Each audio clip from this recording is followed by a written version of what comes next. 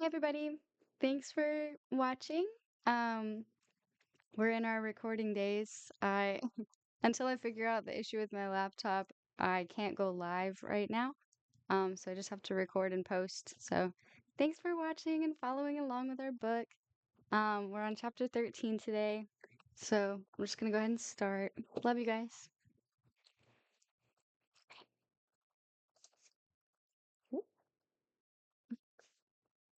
Chapter 13, The Third Wave, Thursday 15th, July 1999, Somerset. They have started to arrive, an endless cascade of luxuriously quilted envelopes thumping onto the doormat, the wedding invitations. This wasn't the first wave of weddings. Some of their contemporaries had even got married at university, but in that self consciously wacky, rag week way, a let's pretend parody of a wedding, like the jokey student dinner parties where everyone wore evening dress to eat tuna pasta bake. Student wedding receptions were picnics in the local park, the guests in Oxfam suits and second-hand ball gowns, then on to the pub. In the wedding photos, the bride and groom might be seen raising pint glasses to the camera, a fag dangling from the bride's rouged mouth, and wedding gifts were modest. A really cool compilation tape, a clip framed photo montage, a box of candles. Getting married at university was an amusing stunt, an act of benign rebellion, like a tiny tattoo that no one ever sees, or shaving your head for charity. The second wave, the mid 20s weddings, still retained a little of that tongue in cheek, homemade quality. The receptions took place in community centers and parents' gardens. Vows were self composed and rigorously secular, and someone always seemed to read that poem about the rain having such small hands. But a cold, hard edge of professionalism had started to creep in. The idea of the wedding list had begun to rear its head. At some point, in the future, a fourth wave is expected. The second marriages, bittersweet, faintly apologetic affairs that are over by 9:30 on account of all the kids. It's not a big deal, they will say, just an excuse for a party. But for the moment, this year is the year of the third wave, and it is the third wave that is proving the most powerful, the most spectacular, the most devastating. These are the weddings of people in their early to mid 30s, and no one is laughing anymore. The third wave is unstoppable. Every week seems to bring another luxuriantly creamy envelope, the thickness of a letter bomb, containing a complex invitation, a triumph of paper engineering, and a comprehensive dossier of phone numbers, email addresses, websites, how to get there, what to wear, where to buy the gifts. Country house hotels are being block booked. Great schools of salmon are being poached. Vast marquees are appearing overnight like Bedouin tent cities. Silk gray morning suits and top hats are being hired and worn with an absolutely straight face, and the times are heady and golden for florists and caterists, string quartets, and sealed collars, ice sculptors, and the makers of disposable cameras. Decent Motown cover bands are limp with exhaustion. Churches are back in fashion, and these days the happy couple are traveling the short distance from the place of worship to the reception on open topped London buses, in hot air balloons, on the backs of matching white stallions, and in microlight planes. A wedding requires immense reserves of love and commitment and time off work, not least from the guests. Confetti costs £8 a box. A bag of rice from the corner shop just won't cut it anymore. Mr. and Mrs. Anthony Killick invite Emma Morley and partner to the wedding of their daughter Tilly Killick and Malcolm Tidwell. In the motorway services, Emma sat in her new car, her very first car, a fourth-hand Fiat Panda, and stared at the invite, knowing with absolute certainty that there would be men with cigars and someone English in a kilt. Emma Morley and partner. Her Road Atlas was an ancient edition with several major conurbations missing. She turned in through 180 degrees, then back 90, but it was like trying to navigate with a copy of the Doomsday Book, and she slapped it onto the empty passenger seat where her imaginary partner should have been sitting. Emma was a shocking driver, simultaneously sloppy and petrified, and for the first 50 miles had been absent-mindedly driving with her spectacles on top of her contact lenses, so that other traffic loomed menacingly out of nowhere like alien space cruisers. Frequent rest stops were required to stabilize her blood pressure, and dabbed the perspiration from her top lip, and she reached for her handbag and checked her makeup in the mirror, trying to sneak up on herself to gauge the effect. The lipstick was redder and more sultry than she felt she could carry off, and the small amount of powder she had applied to her cheeks now looked garish and absurd, like something from a restoration comedy. Why, she wondered, do I always look like a kid trying on her mother's makeup? She had also made the elementary mistake of getting her hair cut, no, styled, just the day before, and it was still falling into an artful arrangement of layers and flicks, what her mum would have called a do. In frustration, she tugged hard at the hem of her dress, a Chinese style affair of rich blue silk, or some silk substitute, which made her look like the plump, unhappy waitress in the Golden Dragon takeaway. Sitting down, it bulged and stretched, and the combination of something in the silk and motorway jitters was making her perspire. The car's air conditioning had two settings, wind tunnel and sauna, and all elegance had evaporated somewhere outside Maidenhead, to be replaced by two dark crescents of sweat beneath her arms. She raised her eyebrows to her head and peered down at the patches and wondered if she should turn around, go home and change, or just turn around, go home, stay home, do some work on the book. After all, it's not as if she and Tilly Killick were still the best of pals. The dark days when Tilly had been her landlady in the tiny flat in Clapton had cast a long shadow, and they'd never quite settled the dispute over the non-return of the returnable deposit. It was hard to wish the newlyweds well when the bride still owed you 500 quid. On the other hand, old friends would be there. Sarah C., Carol, Sita, the Watson twins, Bob, Marie, and the big hair, Stephanie Shaw from her publishers, Callum O'Neill, the sandwich millionaire. Dexter would be there, Dexter and his girlfriend.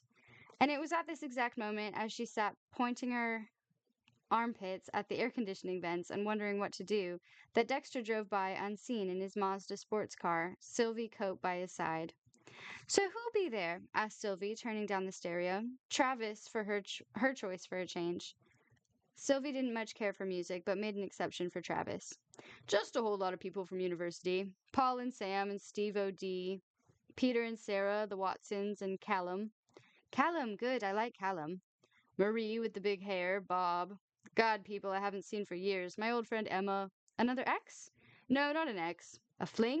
"Not a fling. Just an old friend." "English teacher?" "Used to be an English teacher. Writer now. You talked to her at Bob and Marie's wedding, remember? In Cheshire?" "Vaguely. Quite attractive." "I suppose so." Dexter shrugged hard. "We fell out for a while. I told you about it, remember?" They all melt into one. She turned to the window. "So did you have a thing with her?" "No, I did not have a thing with her." "What about the bride?" "Tilly? What about her?" "Did you ever have sex with the bride?" December 1992, that horrible flat in Clapton that always smelt of fried onions. A foot massage that had spun wildly out of control while Emma was at Woolworth's. "Of course not. What do you think I am?" It seems like every week we go to some wedding with a coach load of people you've slept with." "That's not true." "A marquee full, like a conference." "Not true, not true." "It is true." "Hey, you're the only one for me now." With one hand on the steering wheel, he reached across and placed the other on Sylvie's stomach, still flat beneath the peach-shot satin of her short dress, then rested on top of her bare thigh. "Don't leave me talking to strangers, will you?" said Sylvie, and turned up the stereo. It was mid-afternoon before Emma found herself late and exhausted at the security gates of the stately home, wondering if they would let her in. A vast estate in Somerset, shrewd investors had turned Morton Manor Park into a sort of all-in-one marriage compound, complete with its old chapel, banqueting hall, a private maze, a spa, a selection of guest bedrooms with walk-through showers, all surrounded by a high wall topped with razor wire, a wedding camp, with follies and grottos, ha-has and gazebos, a castle and a bouncy castle. It was an upmarket marital Disneyland, available for whole weekends at breathtaking expense. It seemed an unusual venue for the wedding of a former member of the Socialist Workers' Party, and Emma drove along the sweeping gravel drive, bemused and disconcerted by it all. Inside of the chapel, a man dressed in the powdered wig and frock coat of a footman lunged in front of her, waving her down with frilly cuffs and leaning in at the window. "Is there a problem?" she asked. She wanted to say officer. "I need the keys, ma'am." "The keys?" "To park the car." "Oh, God, really?" she said, embarrassed by the moss growing round the window seals, the mulch of disintegrated A to Z's, and empty plastic bottles that littered the floor. Okay, well, the doors don't lock. You've got to use this screwdriver to hold it closed, and there's no handbrake, so park it on the level or edged up against a tree, or just leave it in gear, all right? The footman took the keys between his finger and thumb as if he'd been handed a dead mouse. She had been driving barefoot and now found that she had to stamp her swollen feet into her shoes like an ugly stepsister. The ceremony had already started. From the chapel, she could hear the arrival of the Queen of Sheba played by four, possibly five, gloved hands. She hobbled across the gravel towards the chapel, her arms raised to evaporate some of the perspiration, like a child pretending to be a plane. Then, with one last tug on the hem of her dress, she slid discreetly through the large oak door and stood at the back of the packed congregation. On an a cappella group was performing now, clicking their fingers maniacally, singing I'm into something good as the happy couple grinned toothily at each other, wet-eyed. This was Emma's first sighting of the groom, a rugby player type, handsome in pale gray morning suit and razor burn. He moved his big face at Tilly, working through different variations on My Happiest Moment. Unusually, Emma noted, the bride had opted for a Marie Antoinette theme: pink silk and lace, a hooped skirt, hair piled high, a beauty spot, causing Emma to wonder if Tilly's degree in history and French had perhaps fallen short of its mark. She looked very happy, though, and he looked very happy, and the whole congregation looked very, very happy. Song followed sketch followed song until the wedding began to resemble a royal variety performance, and Dexter found his mind beginning to drift. Tilly's ruddy cheeked niece was reading a sonnet now, something about the marriage of two minds, not admitting impediment, whatever the hell that meant. He tried hard.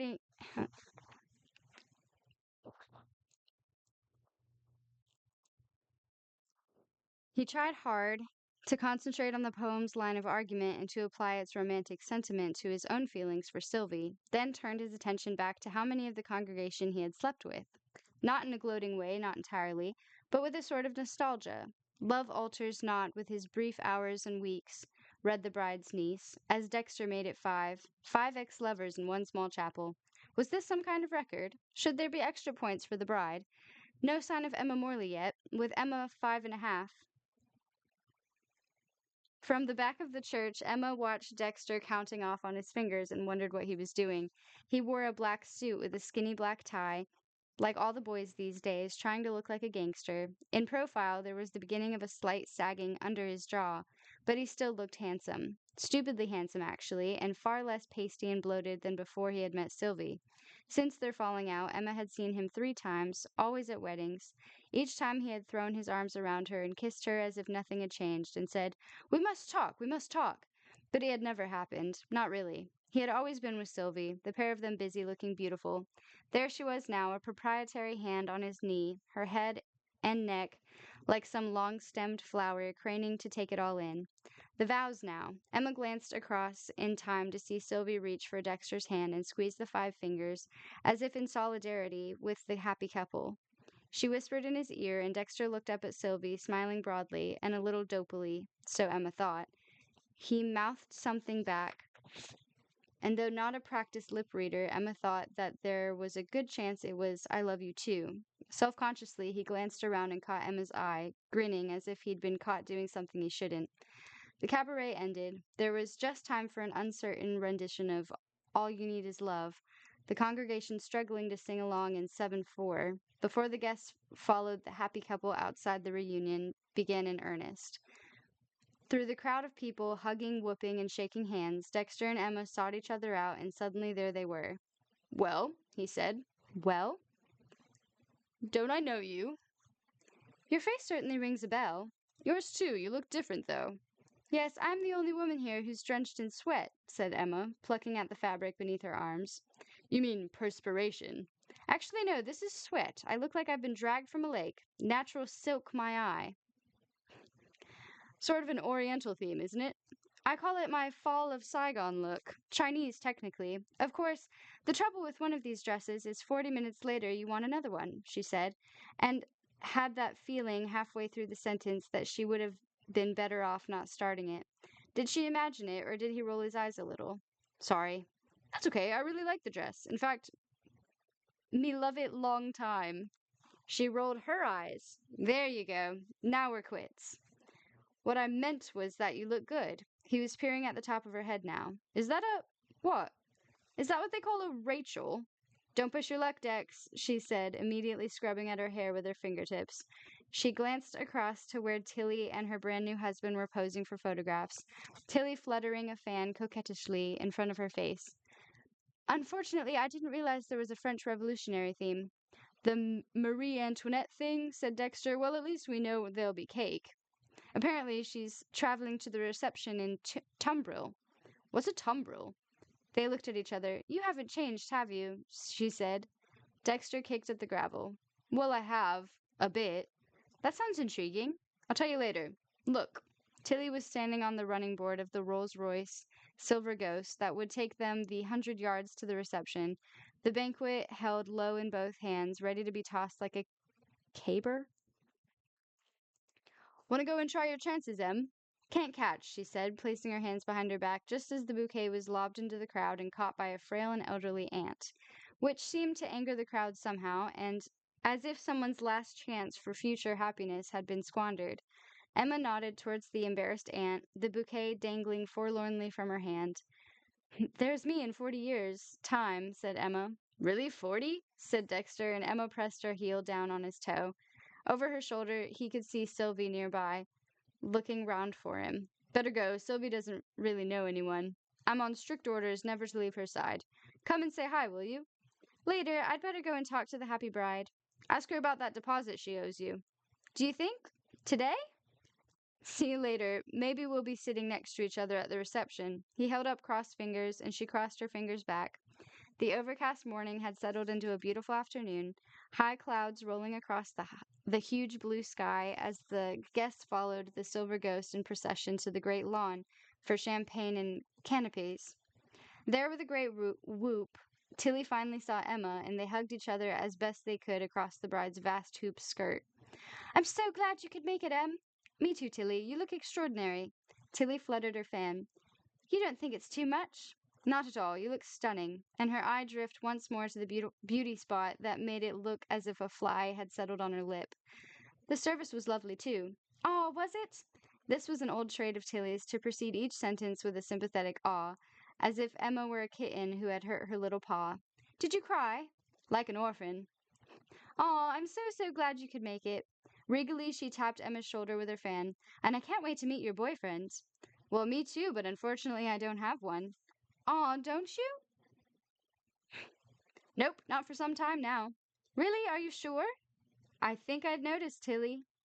Aw, I'm sorry. Well, get one, quick. No, seriously, boyfriends are great, husbands are better. We must find you one, she commanded. Tonight, we'll fix you up. And Emma felt her head being verbally patted. Aw, so, have you seen Dexter yet? Briefly. Have you met his girlfriend with the hairy forehead? Isn't she beautiful, just like Audrey Hepburn? Or is it Catherine? I can never remember the difference. Audrey. She's definitely an Audrey. The champagne flowed on, and a sense of nostalgia spread across the great lawn as old friends met and conversation turned into how much people earned now, how much weight they had gained. Sandwiches. Oh, sandwiches. That's the future, said Callum O'Neill, who was both earning and weighing a great deal more these days. High quality, ethically minded convenience food. That's where it's at, my friend. Food is the new rock and roll. I thought that comedy was the new rock and roll. It was. Then it was rock and roll. Now it's food. Keep up, Dex. Dexter's old flatmate had transformed almost beyond recognition in the last few years. Prosperous, large, and dynamic, he had moved on from refurbished computers, selling the business at a vast profit to start up the natural stuff sandwich chain. Now, with his trim little goatee and close-cropped hair, he was the very model of the well-groomed, self-assured young entrepreneur. Callum tugged on the cuffs of an exquisite tailored suit, and Dexter found himself wondering if this could really be the same skinny Irishman who wore the same trousers every day for 3 years.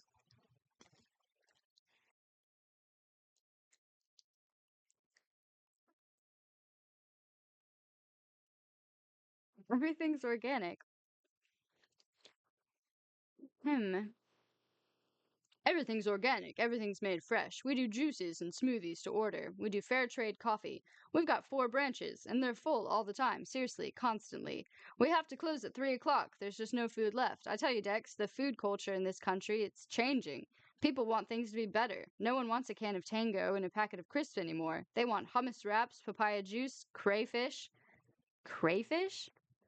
In flatbread with rocket. Seriously, crayfish is the egg sandwich of our time. Rocket's the iceberg lettuce. Crayfish are cheap to produce. Sorry. Crayfish are cheap to produce. They breed like you wouldn't believe. They're delicious. The poor man's lobster. Hey, you should come and have a talk with me about it sometime. About crayfish? About the business. I think there could be a lot of opportunities for you. Dexter dug at the lawn with his heel. Callum, are you offering me a job? No, I'm just saying, come in and I can't believe a friend of mine is offering me a job. Come and have lunch. None of that crayfish crap either. A proper restaurant. My treat. He draped a large arm over Dexter's shoulder and in a lowered voice said, I haven't seen you much on TV these days.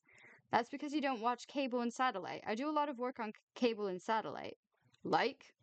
Well, I'm doing this new show called Sport Extreme. Extreme with an X. Surfing, footage, interviews with snowboarders, from all around the world. So you're traveling a lot then? I just present the footage. The studio's in Morden, so yes, I do travel a lot, but only to Morden. Well, like I said, if you ever felt like a change in career, you know a bit about food and drink.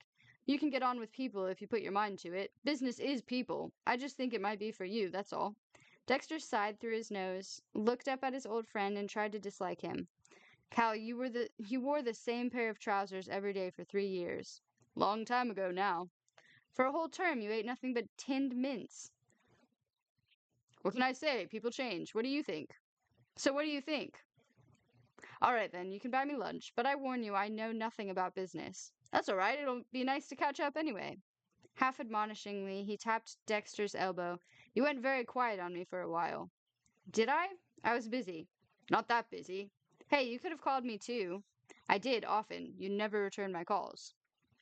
Didn't I? Sorry, I had things on my mind. I heard about your mum. He looked into his glass. Sorry about that. Lovely lady, your mum. It's all right, long time ago now.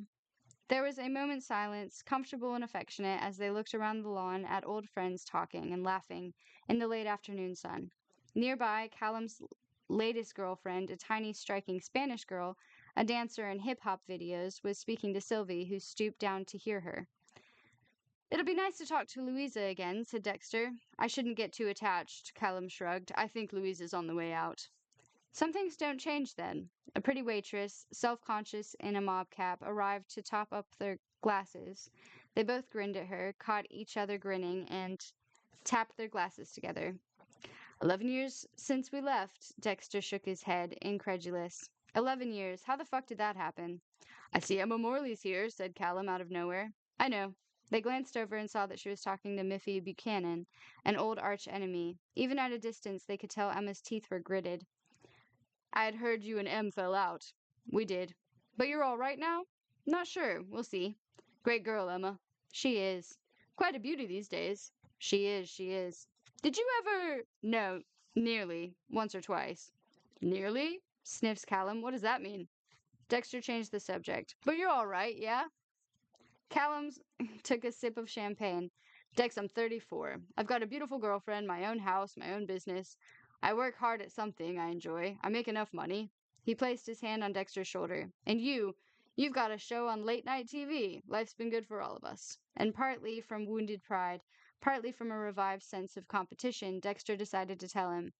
So, do you want to hear something funny? Emma heard Callum O'Neill whoop from the other side of the great lawn and glanced across in time to see him holding Dexter in a headlock, rubbing his knuckles on Dexter's scalp. She smiled, then turned her full attention back to hating Miffy Buchanan. So, I heard you were unemployed, she was saying. Well, I prefer to think of myself as self-employed. As a writer? Just for a year or two, a sabbatical. But you haven't actually had anything published. Not as yet, though I have actually been paid a small advance to. Said Miffy skeptically. Harriet Bowen has had 3 novels published now. Yes, I've been made aware of that several times. And she's got 3 kids. Well, there you go.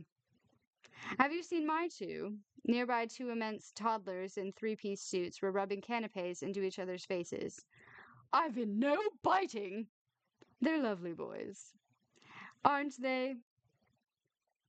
So have you had any kids yet? Said Miffy, as if it was an either-or situation, novels or kids.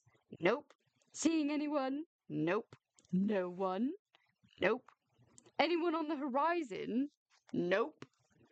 Even so, you look much better than you did. Miffy looked her up and down appraisingly, as if contemplating buying her at auction. You're actually one of the few people here who's actually lost some weight. I mean, you were never massively fat or anything, just puppy fat. But it's fallen off you. Emma felt her hand tighten around the champagne glass. Well, it's good to know the last 11 years haven't been wasted. And you used to have this really strong northern accent, but now you just talk like everybody else. Do I? Emma said, taken aback. Well, that's a shame. I didn't lose it on purpose. To be honest, I always thought you were putting it on. You know, an affectation. What? Your accent, you know. Ayoop.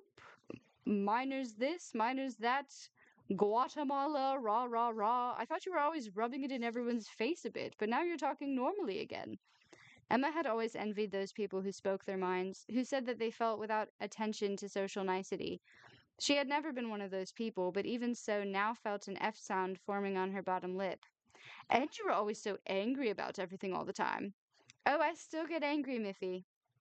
Oh my god, there's Dexter Mayhew. Miffy was whispering in her ear now, one hand squeezing Emma's shoulder. Did you know we had a thing once? Yes, you told me. Many, many times. He still looks great. Doesn't he look great? And she sighed swooningly. How come you two never got together? I don't know, my accent, the puppy fat. You weren't that bad. Hey, have you seen his girlfriend? Isn't she beautiful? Don't you think she's just exquisite? And Miffy turned round for a reply, but was surprised to see that Emma was already gone. The guests were gathered at the marquee now, huddling eagerly around the seating plan as if getting their exam results. Dexter and Emma found each other in the crowd. Table 5, said Dexter. I'm on table 24, said Emma. Table 5's quite near the bride. 24's out near the chemical loos. You mustn't take it personally. What's the main course? The rumor mill says salmon. Salmon, salmon, salmon, salmon, salmon. I eat so much salmon at these weddings. Twice a year I get this urge to swim upstream. Come to table 5. We'll swap the name cards around. Tamper with the seating plan. They shoot people for less than that. There's a guillotine out back. Dexter laughed. We'll talk afterwards, yeah? Come and find me. Or you can come and find me. Or you come find me. Or you find me. As punishment for some past slight, Emma had been placed between the groom's elderly aunt and uncle from New Zealand, and the phrases beautiful landscape and wonderful quality of life were rotated for a good 3 hours. Occasionally, she would be distracted by a great gale of laughter from the direction of Table 5, Dexter and Sylvie, Callum and his girlfriend Louisa, the glamorous table. Emma poured herself another glass of wine and asked once more about the landscape, the quality of life. Whales. Had they ever seen real-life whales? She asked and glanced enviously at Table 5. At Table 5, Dexter glanced enviously over at Table 24. Sylvie had devised a new game of quickly placing her hand over the top of Dexter's wine glass whenever he picked up the bottle, turning the long meal into a stern test of his reflexes. You will take it easy, won't you? She whispered when he had scored a point, and he assured her that he would, but the result was mild boredom and increasing envy at Callum's maddening self-assurance. At table 24, he could see Emma talking politely and earnestly to a tanned elderly couple, noting the attentive way she listened, her hand placed now on the old man's arm, laughing at his joke, now taking their picture with the disposable camera, now leaning in to have her picture taken. Dexter noticed her blue dress, the kind of thing she never would have worn 10 years ago, and noticed too that the zip had come undone by 3 inches or so at the back, that the hem had ridden up to halfway along her thigh, and there followed a fleeting but still vivid memory of Emma in an Edinburgh bedroom on Rankiller Street, dawn light through the curtains, a low single bed, her skirt around her waist, arms above her head. What had changed since then? Not that much. The same lines formed around her mouth when she laughed. They were etched just a little deeper now. She still had the same eyes, bright and shrewd, and she still laughed with her wide mouth tightly shut, as if holding in some secret. In many ways, she was far more attractive than her 22-year-old self. She was no longer cutting her own hair, for one thing, and she had lost some of that library pallor, that shoe-gazing petulance and surliness. How would he feel, he wondered, if he were seeing that face for the first time now? If he had been allocated table 24, had sat down and introduced himself. Of all the people here today, he thought, he would only want to talk to her. He picked up his dress. Oh, he picked up his drink and pushed back his chair. But glasses were being tapped with knives. The speeches. As tradition demanded, the father of the bride was drunk and boorish. The best man was drunk and unfunny, and also forgot to mention the bride. With each glass of red wine, Emma felt the energy leaching out of her, and she began to contemplate her hotel room up at the main house, the clean white dressing gown, the reproduction 4 poster.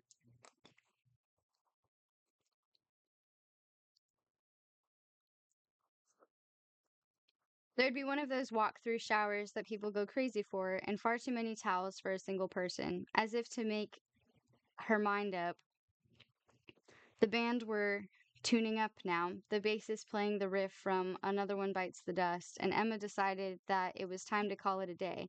Take her slice of wedding cake in the special velvet drawstring bag, head up to her room, and sleep the wedding off.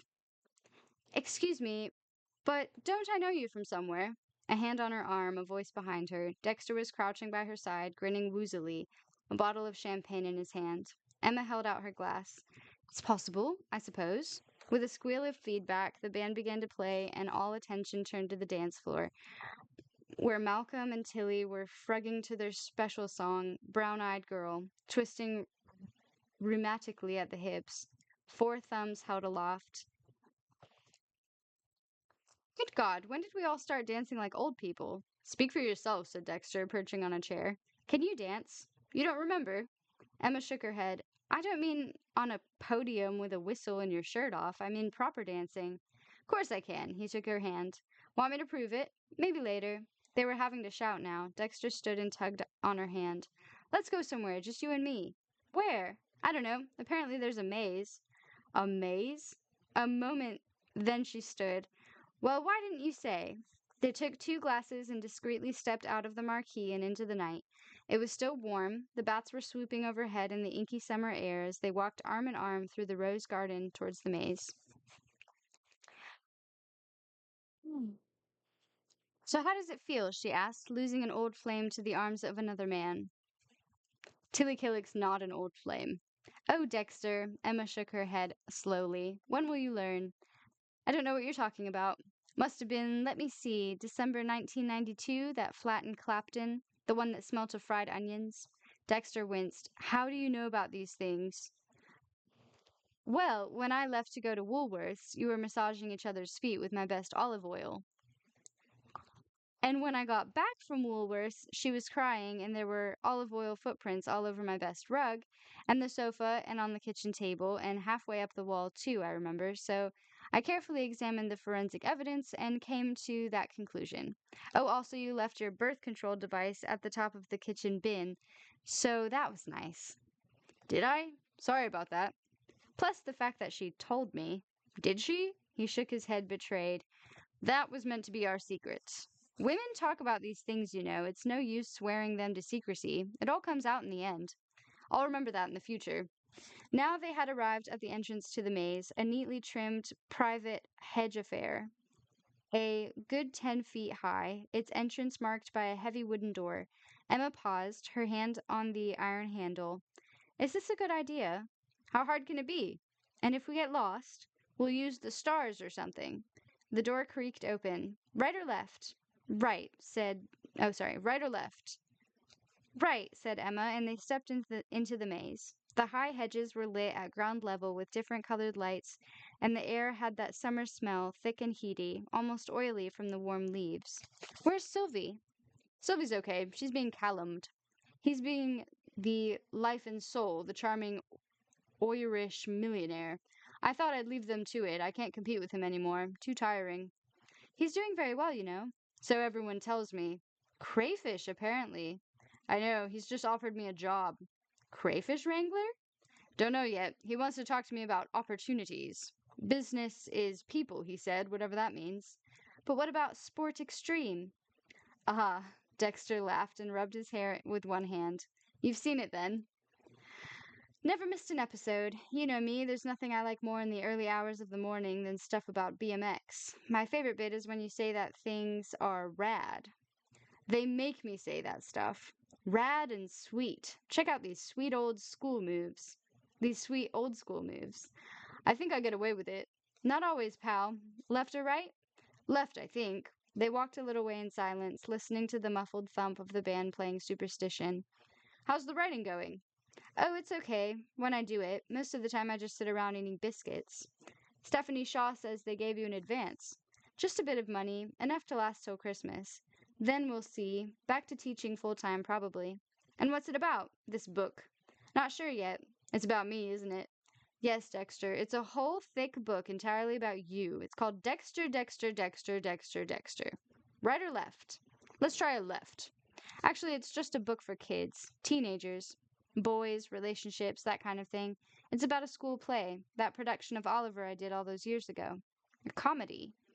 Well, you look very well on it. Do I? Absolutely. Some people look better, some people look worse. You are definitely looking better. Miffy Buchanan tells me I've lost my puppy fat. She's just jealous. You look great. Thank you. Want me to say you look better too? If you think you can pull it off. Well, you do. Left? Left. Better than during your rock and roll years, anyway, when you were giving it large or whatever it was you were doing. They walked a little way in silence until Emma spoke again. I was worried about you. Were you? We all were. Just a phase. Everybody's got to have a phase like that, haven't they? Got a bit wild. Do they? I haven't. Hey, I hope you've stopped wearing that annoying flat cap, too. I haven't worn a hat for years.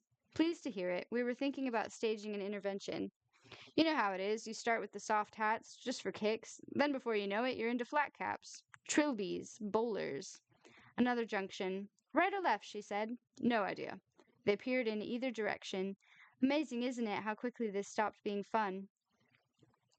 Let's sit down, shall we? Over there. A small marble bench had been set into the hedge walls, lit from beneath by a blue fluorescent light, and they sat on the cool stone, filled their glasses, tapped them together, and bumped shoulders. God, I almost forgot. Dexter reached into his trouser pocket and very carefully removed a folded napkin, held it in his palm like a conjurer, and unfolded it, a corner at a time. Nestling in the napkin like bird eggs were two crumpled cigarettes. From Cal, he whispered, awed. Want one? No, thank you. Haven't touched one for years. Well done, you! I've stopped too officially, but I feel safe here. He lit the contraband, his hand shaking stagily. She can't find me here. Emma laughed. The champagne and the solitude had lifted their mood, and both were now feeling sentimental, nostalgic, exactly as they should feel at a wedding, and they smiled at each other through the smoke. Callum says that we're the Marlboro Light generation. God, that's depressing, Emma sniffed. A whole generation defined by a brand of fag. I'd sort of hoped for more. She smiled and turned to Dexter. So how are you these days? I'm fine. Bit more sensible. Sex in toilet cubicles lose its bittersweet charm? He laughed and examined the tip of the cigarette. I just had to get something out of my system, that's all. And is it out now? Think so, most of it. Because of true love? Partly. Also, I'm 34 now. At 34, you start to run out of excuses. Excuses? Well, if you're 22 and you're fucking up, you can say it's okay, I'm only 22. I'm only 25. I'm only 28. But I'm only 34? He sipped from his glass and leaned back into the hedge. It's like everyone has a central dilemma in their life, and mine was, can you be in a committed, mature, loving adult relationship and still get invited to threesomes? And what's the answer, Dex? She asked solemnly. The answer is no, you can't. Once you've worked that out, it all gets a bit simpler. It's true. An orgy won't keep you warm at night. An orgy won't care for you when you're old. He took another sip. Anyway, it's not even as if I was getting invited to any in the first place. Just making a fool of myself, screwing things up. Screwed up my career, screwed up with my mom.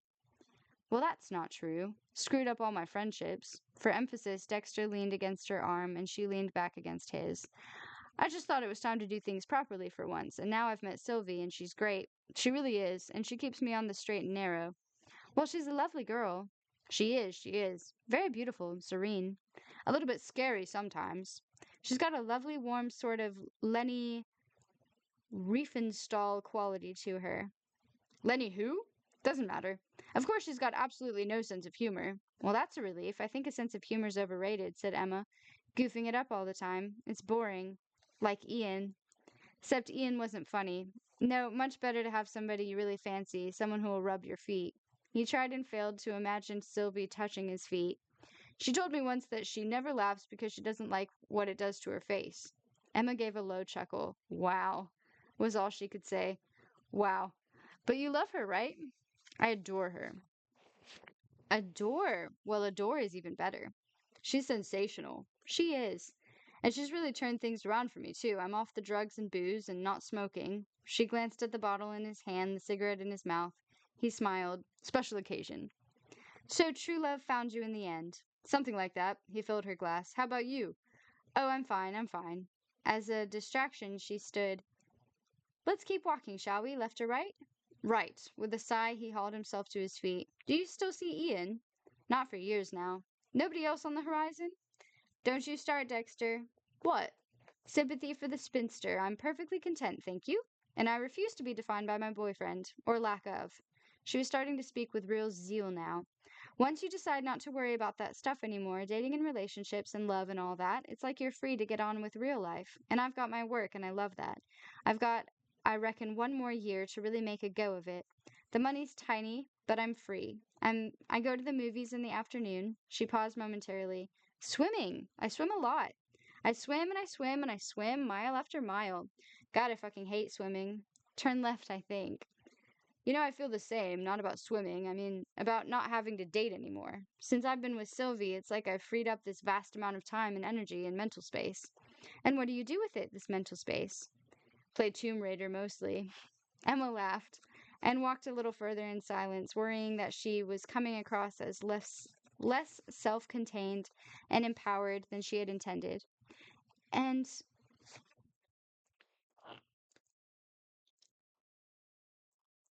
I don't know who's talking. And anyway, it's not like I'm completely, boring and loveless. Oh. And anyway, it's not like I'm completely, boring and loveless. I have my moments. I had this thing with a guy called Chris, called himself a dentist, but he was really just a hygienist. What happened to Chris? Just fizzled out, just as well. I was convinced that he was always staring at my teeth, kept nagging me to floss. Emma, floss. Going on a date was like going for a checkup. Too much pressure, and before that there was Mr. Godalming. She shuddered. Mr. Godalming. What a disaster. Who is Mr. Godalming? Another time. Left, right? Left. Anyway, if I ever get really desperate, there's always your offer to fall back on. Dexter stopped walking. What offer? Do you remember you used to say if I was still single when I got to 40, you'd marry me? Did I say that? He winced. Bit patronizing. I thought so at the time, but don't worry, I don't think it's legally binding or anything. I'm not going to hold you to it. Besides, there's still 7 years to go. Plenty of time. She began walking again, but Dexter stood still behind her, rubbing his head like a boy who is about to reveal that he's broken the best vase.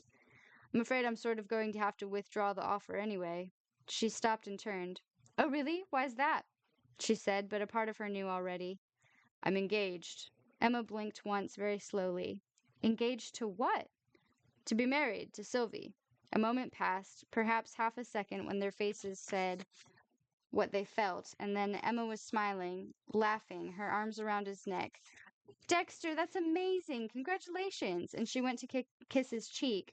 Just as he turned his head, their mouths glancing for a moment, so that they tasted the champagne on each other's lips. Oh. You're pleased? Pleased? I'm destroyed, but really seriously, that's fantastic news. You think so? More than fantastic. It's rad. It's rad and sweet. It's old school. He stepped back from her and searched inside his jacket. In fact, that's why I dragged you in here. I wanted to give you this in person. a thick envelope of heavy lilac paper. Emma took it gingerly and peered inside. The envelope was quilted with tissue paper, and the invitation itself had hand-torn edges and seemed to be made of some sort of papyrus or parchment. Now that Emma balanced it like a table on her upturned fingertips, that is what I call a wedding invitation, isn't it? That is some elaborate stationery. 8 quid each. That's more than my car. Smell it, go on. Smell it? Warily, she held it to her nose. It's scented! Your wedding invitations are scented? It's meant to be lavender. No, Dex, it's money. It smells of money. Carefully, she opened the card, and he watched her as she read, remembering the way she used her fingertips to brush her fringe across her forehead. Mr. and Mrs. Lionel Cope invite you to the marriage of their daughter Sylvie to Mr. Dexter Mayhew. I can't believe I'm actually seeing this in print. Saturday, September 14th. Hang on, that's only 7 weeks away. And he kept watching her face, that fantastic face, to see how it might change when he told her. 7 weeks? I thought these things were years in the making. Well, they are usually, but I think this is what they call a shotgun wedding. Emma frowned, not quite there yet. For 350 guests with Sealed, you mean Sylvie's sort of pregnant. Well, not sort of, she is pregnant. Actually pregnant, with a baby. Oh, Dexter! Once again, her face was against his. Do you know the father? I'm kidding. Congratulations, Dex. God, aren't you meant to space your bombshells out a bit? Not just drop them all at once. She held his face in both hands, looked at it. You're getting married? Yes. And you're going to be a father? I know. Fuck me, a father. Is that allowed? I mean, will they let you? Apparently. Don't suppose you've still got that cigarette, have you? He reached into his pocket for her. How's Sylvie about it? She's delighted. I mean, she's worried that it'll make her look fat. Well, I suppose that is a possibility. He lit her cigarette, but she wants to get on with... Oh, sorry. But she wants to get on with it, get married, have kids, make a start. She doesn't want to end up mid-30s and all alone. Like me! Exactly. She doesn't want to end up like you. He took her hand. That's not what I meant, of course. I know, I'm kidding. Dexter, congratulations. Thank you, thank you. A momentary pause. Let me have a go on that, will you? He said as he took the last cigarette from her mouth, placing it between his own lips. Here, look at this. From his wallet, he unfolded a square of smudgy paper and held it down to the sodium light. It's the 12-week scan. Isn't that incredible? Emma took the scrap of paper and peered at it dutifully. The beauty of the ultrasound scan is something that only parents can appreciate, but Emma had seen these things before and knew what was required of her. Beautiful, she sighed, though in truth it could have been a Polaroid of the inside of his pocket. See that? That's its spine.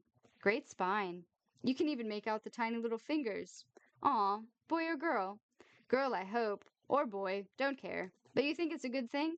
Absolutely, I think it's wonderful. Fucking hell, Dexter, I'd turn my back for one moment. She hugged him once again, her arms high round his neck. She felt drunk, full of affection and a certain sadness, too, as if something was coming to an end. She wanted to say something along these lines, but thought it best to do this through a joke. Of course, you've just destroyed any chance I had of future happiness, but I'm delighted for you, really. He twisted his head to look at her, and suddenly something was moving between them, something alive and vibrating in his chest. Emma placed her hand there. Is that your heart? It's my mobile. Mobile? She stepped back and allowed him to retrieve his phone from his inside pocket. Glancing at the display, he gave his head a little sobering shake and guiltily handed Emma the cigarette as if it were a smoking gun. Quickly he recited, "Don't sound drunk, don't sound drunk," assumed a telesales smile, and answered, "Hello, my love." Emma could hear Sylvie through the receiver. "Where are you?" "I've sort of got lost." "Lost? How can you get lost?" "Well, I'm in a maze, so..." "A maze? What are you doing in a maze?" "Just, hanging out. We thought it would be fun." "Well, as long as you're having fun, Dex, I'm stuck here listening to some old dear bang on about New Zealand." "I know, and I've been trying to get out for ages. It's just, well, it's like a maze in here." He giggled, but there was silence from the phone. "Hello, are you still there? Can you hear me?" "Are you with anyone, Dexter?" said Sylvie, her voice low. He glanced at Emma, still pretending to be captivated by the ultrasound scan. He thought for a moment, then turned his back to her and lied. "Actually, there's a whole gang of us in here. We're going to give it another 15 minutes, then we're going to dig a tunnel. And if that doesn't work, we're going to eat someone. Thank God, here's Callum. I'm going to talk to Callum. Hurry up, will you? Okay, I'm on my way. Bye, darling, bye. He hung up. Did I sound drunk then? Not in the least. We've got to get out of here right now. Fine by me. She looked in both directions, hopeless. We should have left a trail of breadcrumbs. As if in answer, there was a hum, a click, and each of the lights that illuminated the maze clicked off one by one, plunging them into darkness. That's handy, said Dexter. They stood still for a moment as their eyes adjusted to the gloom. The band the band were playing It's Raining Men, and they listened hard to the muffled sound as if it held a clue to their whereabouts.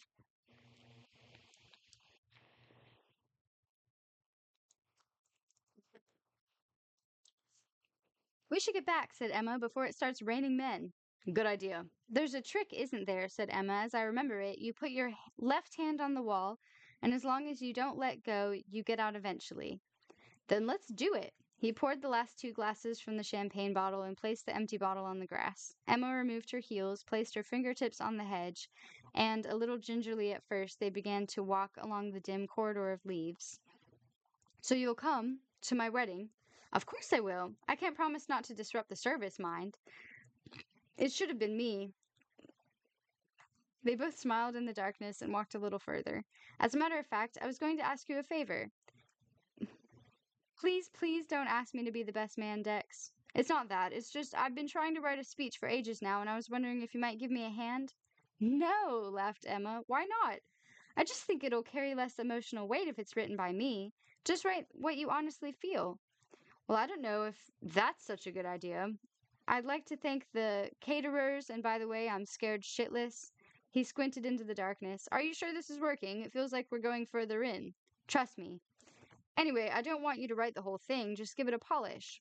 Sorry, you're on your own there. They came to a halt at the three-way junction. We've definitely been here before. Just just trust me, we keep going. They walked on in silence. Nearby the band had segued into Prince's 1999 to cheers from the guests. When I first heard this song, said Emma, I thought it was science fiction, 1999. However, cars and food in pill form and holidays on the moon. Now it's here and I'm still driving a Fiat bloody Panda. Nothing's changed. Except I'm a family man now. A family man. Good God, aren't you scared? Sometimes, but then you look at some of the idiots who manage to raise kids. I keep telling myself, if Miffy Buchanan can do it, how hard can it be? You can't take babies to cocktail bars, you know. They get funny about that kind of thing. It's okay, I'm going to learn to love staying in. But you're happy? Yeah, I think I am. Are you? Happier.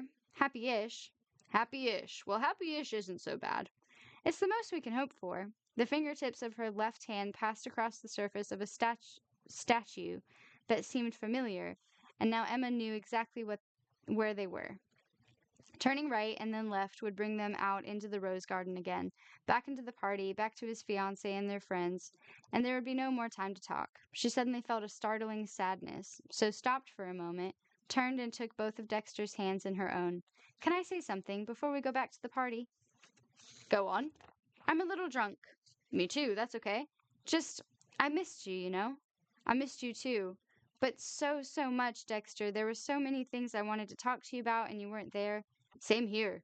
And I feel a little guilty, sort of running away like that. Did you? I didn't blame you. There were times when I was being a little obnoxious. More than a little. You were bloody awful. I know. Selfish and stuck up and boring, actually. Yes, you've made that point. But even so, I should have stuck it out a bit. What with your mum and everything. That's no excuse, though. Well, no, but it was bound to give you a knock.